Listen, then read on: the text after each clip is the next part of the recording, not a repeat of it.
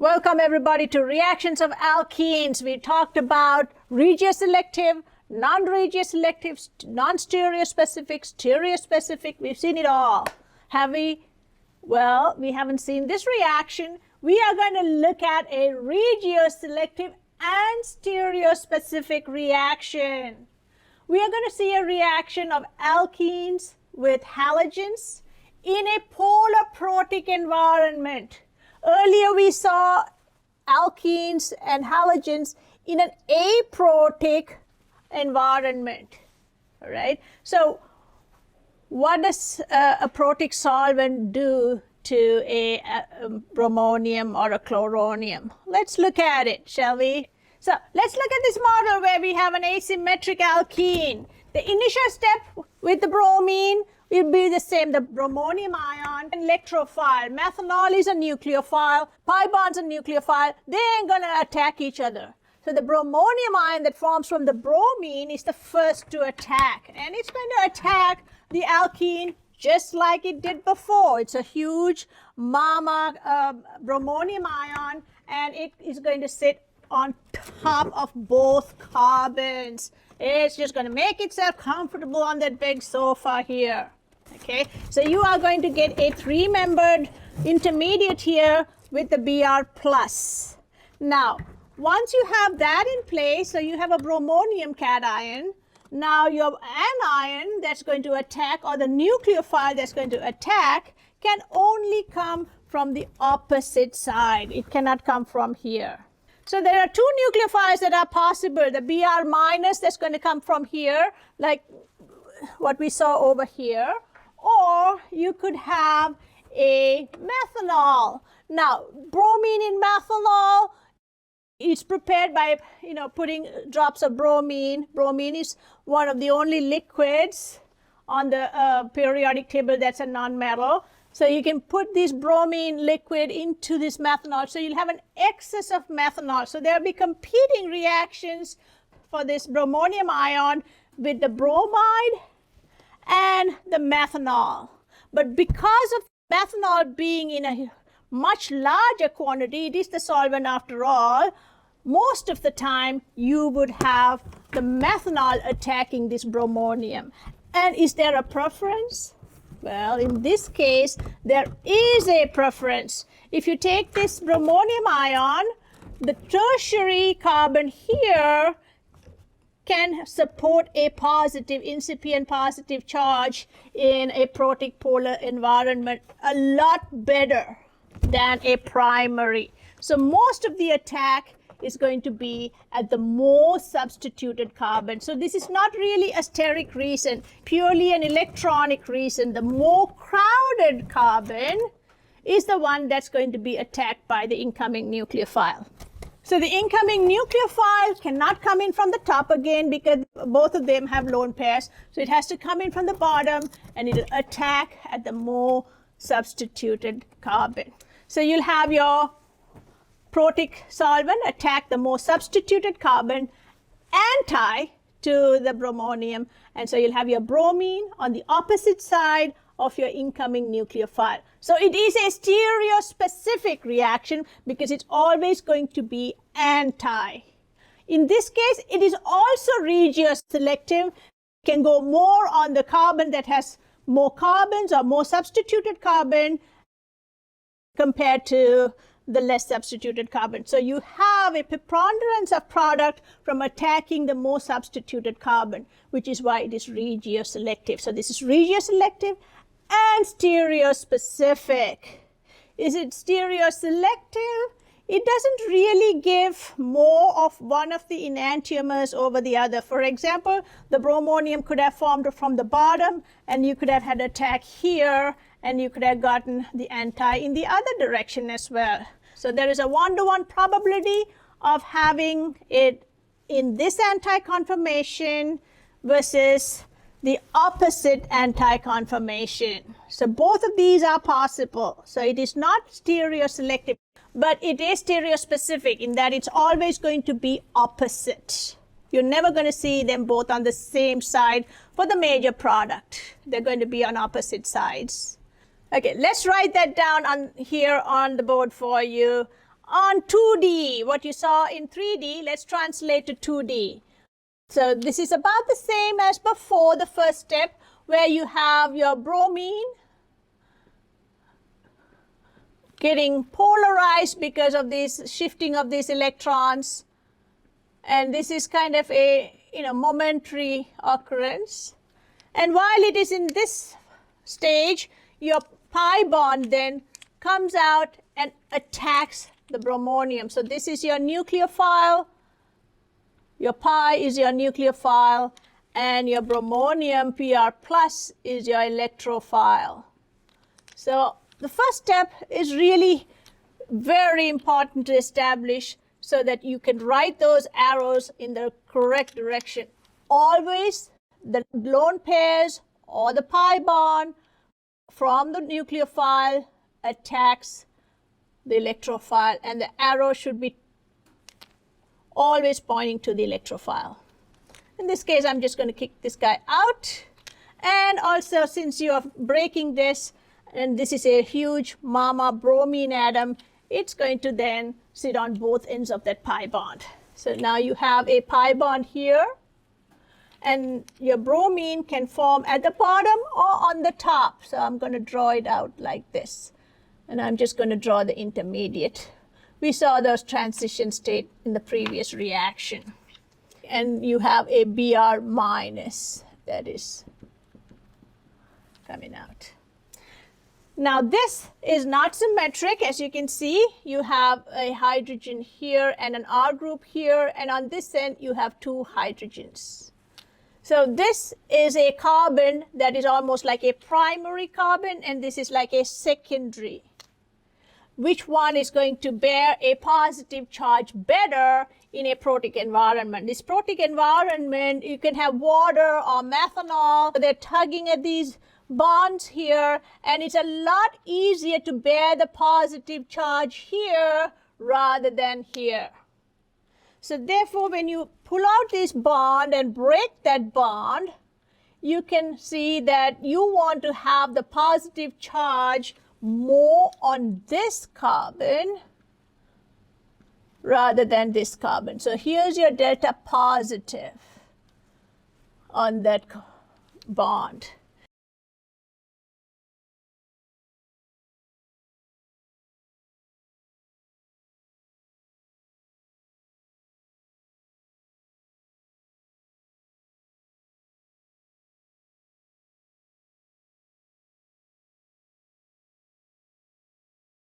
This is better than primary. So I would say secondary incipient carbocation, more stable than primary.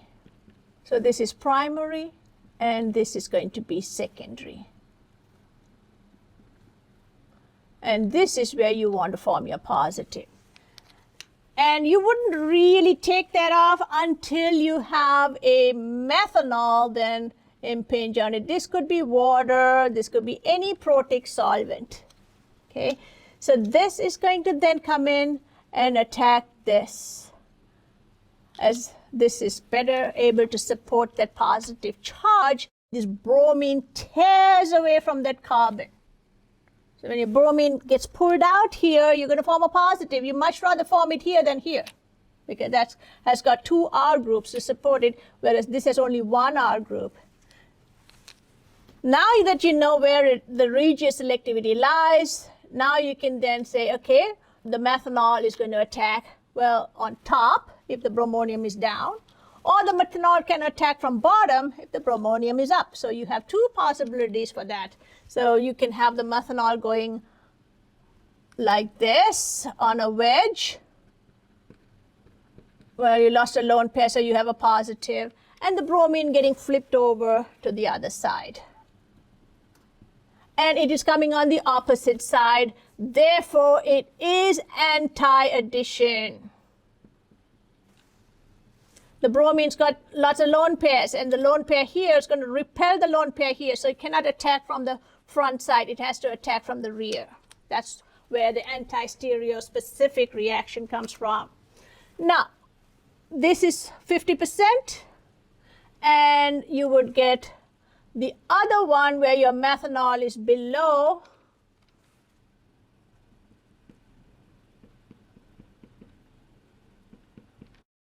and your bromine is above. In this case, it doesn't really matter because this is achiral.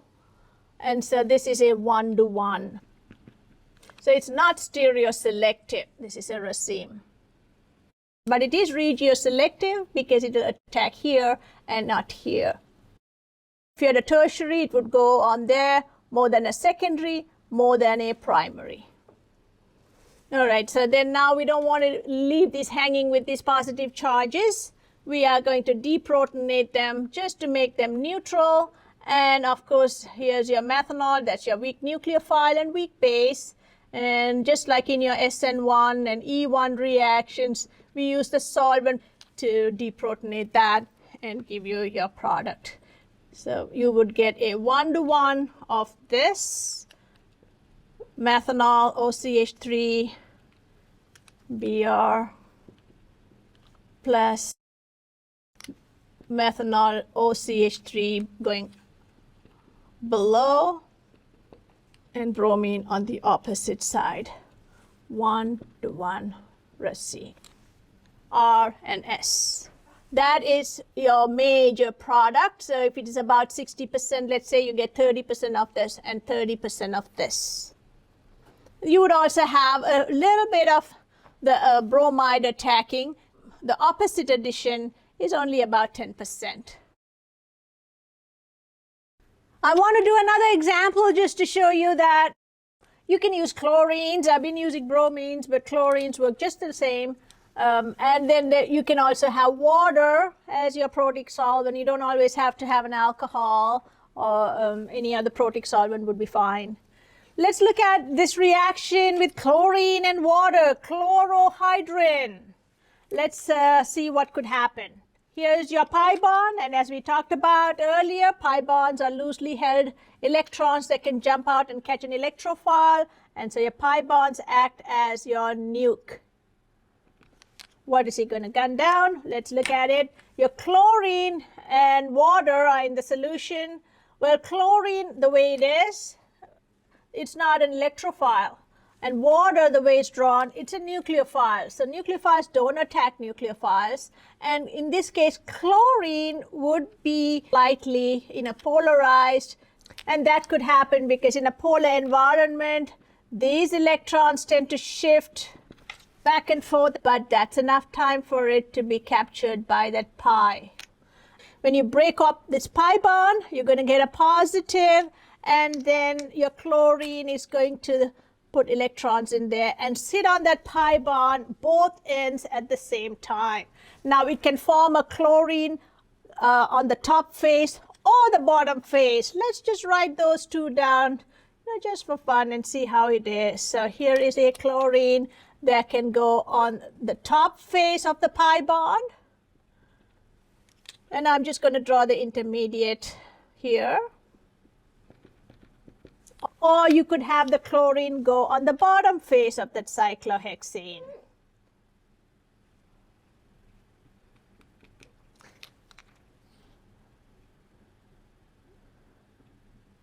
Now, which one of this is preferred? Neither. There is no selectivity because this is a flat sp2 pi bond. Therefore, the top face and the bottom face are equally favorable.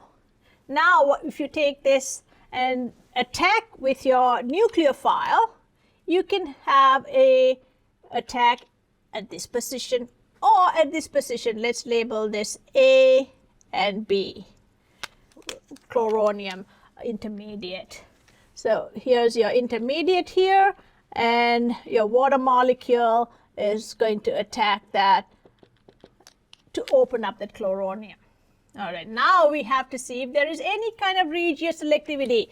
Is it going to prefer to attack A or B? What do you think? Since we are in a polar protic solvent, this polar protic solvent can stabilize an incipient carbocation. And where do you want to form an incipient carbocation?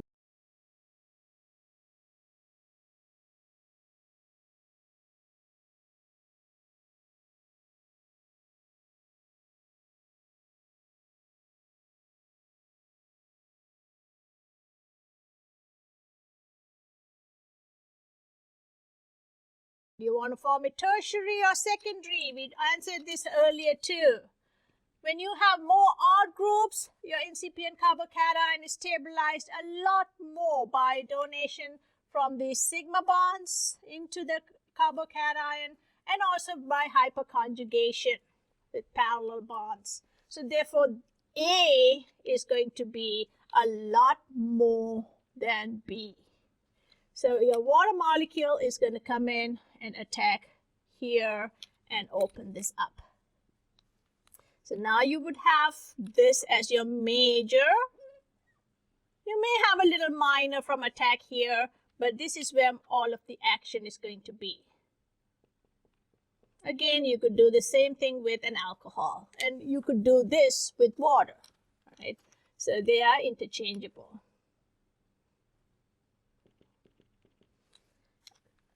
And we have a methyl group right here that's going to flip up because the water molecule attacked from below. We could do the same thing over here. Water molecule comes in, and for the same reasons as above, it will prefer to attack tertiary over secondary over primary. So here is a classical example of an anti-addition that is also regioselective. Let's say this is C and this is D. It would prefer to go on C compared to D. In this case, your water molecule is going to be above, your methyl group is then down, and the chlorine is going to open up and swing down. This is kind of a Hayward projection drawing, and when it's up, it's like drawing a wedge. When it's down, it's like drawing it on a dash.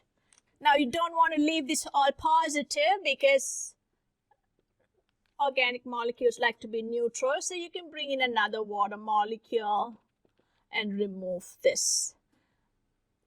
A water molecule is a lot more basic than a chloride ion.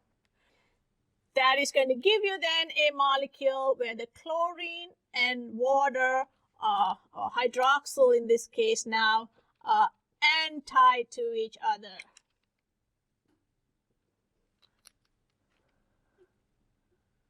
And in this case as well, you'll do the exact same thing. Water molecule is going to come and deprotonate it. And we've seen this several times in our SN1 and E1 reactions. Water acting as your nucleophile, weak nucleophile, and water acting as your weak base. So here is your hydroxyl. That is going to be on the opposite side of this chlorine. All right, what do you think is the relationship between these two? This is your major product. What do you think is the relationship between these two?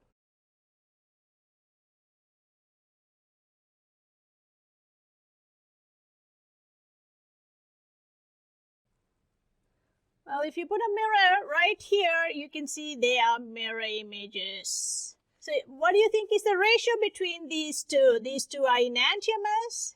Would there be an enantiomeric excess? Is this going to be stereoselective? Not at all, because the chloronium ion attacking this pi bond above and below has equal probability. Therefore, this and this would be a 1-to-1. Therefore, your products also would be a 1-to-1 raceme. When you have a raceme, you know it is non-stereoselective. However, it is regioselective because it prefers to go on the more substituted carbon. And so regioselective reactions have a preference over what region or location or position bonds are formed. And here, tertiary would be more than secondary, more than primary for nucleophilic attack. And that's why you have regioselectivity. Now, is this stereospecific? Sure it is, because the water is a nucleophile. It's got lone pairs. It cannot attack on the same side as the chlorine. It has to come in from the opposite side. So it is anti-stereospecific. We covered all of these terminology on the introductory video. So if you're wondering what these are, just look it up briefly. In addition to the major product, you could get minor products where your protic solvent attacks the less substituted carbon, and your chloride, if it is in a quantity that is considerable, then that could also compete for that electrophilic site, and you could get anti-addition of chlorides as well. But those would be minor, very minor products. The major product would be the one where you have an anti-stereoselective addition of a protic solvent or nucleophile on the most substituted carbon. All right, guys, I will talk to you soon, and we'll come up with an example. So this is your example 1, and this is an example 2 of the same type of reaction. We will come back and talk a lot more about sins. All the sins that you can commit are listed here. So let's look at some sin reactions when we come back. If you have any questions, don't hesitate to ask me, and just turn your book to the end of chapter problems, work them all out, and let me know if you have questions. Talk to you soon, guys. Bye.